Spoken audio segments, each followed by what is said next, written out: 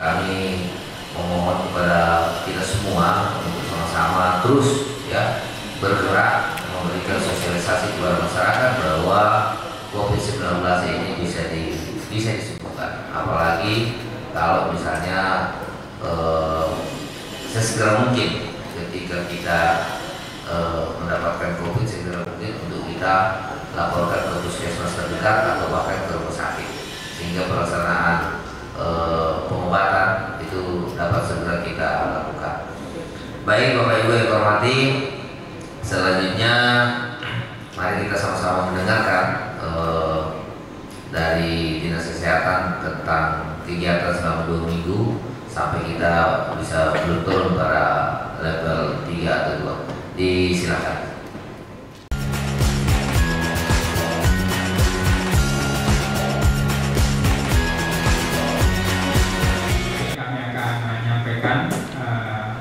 Laporan evaluasi penanggulangan COVID-19 di Kabupaten Banggai selama level 4. Kami mohon dibantu Pak Kiko.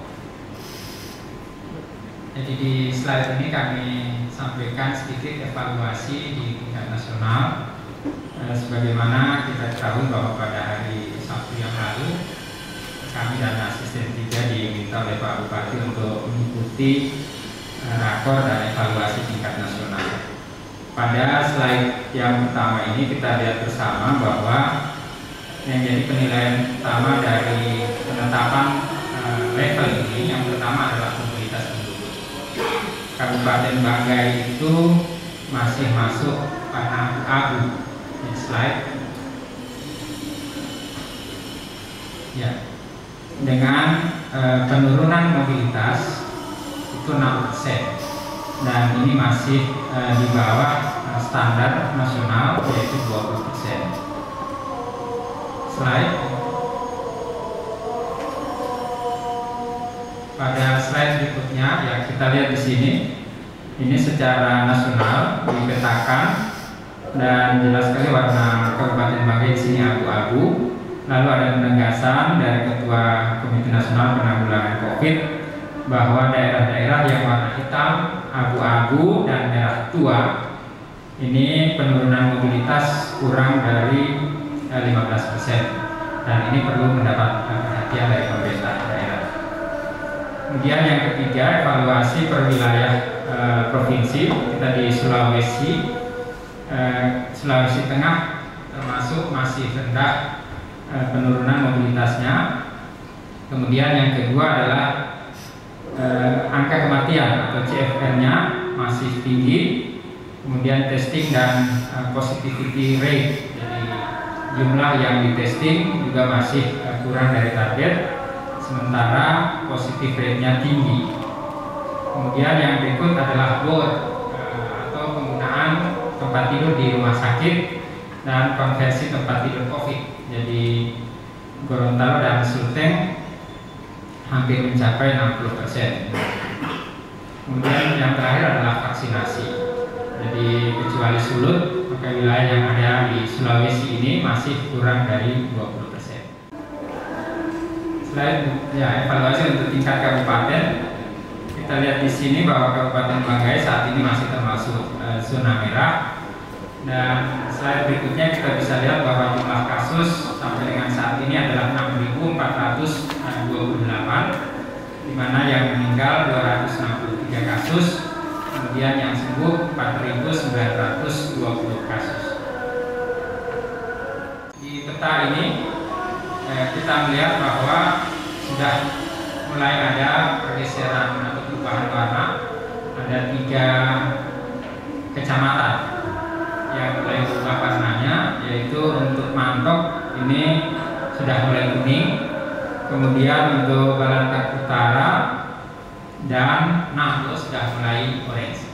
Mudah-mudahan kita berharap ke depan warna kuning dan orange semakin baik.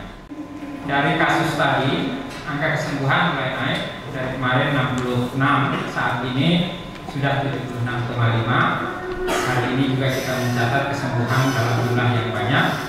Tapi ini poin yang disampaikan oleh Pak Bupati bahwa angka kematian kita masih tinggi. Ini 4,1%. Ini di atas level provinsi dan juga di atas level nasional. Slide.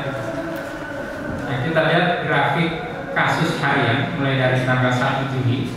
Ini sudah mulai menunjukkan tren yang menurun, meskipun belum melandai, tetapi sudah mulai terjadi penurunan. Slide berikutnya. Nah, untuk kasus mingguan ini sudah jelas sekali penurunannya, dan kita berharap minggu depan terjadi pelandaian. Slide. Untuk angka kematian ini sudah mulai menurun, tetapi juga belum melandai. Kita masih bertahan pada 3-4 kasus per hari, dan mudah-mudahan hari ini bisa menurun. Slide. Nah, ini untuk testing kita. Jadi pada minggu lalu ini kami laporkan terakhir pada tanggal 23 Agustus itu kita mencapai 230 testing.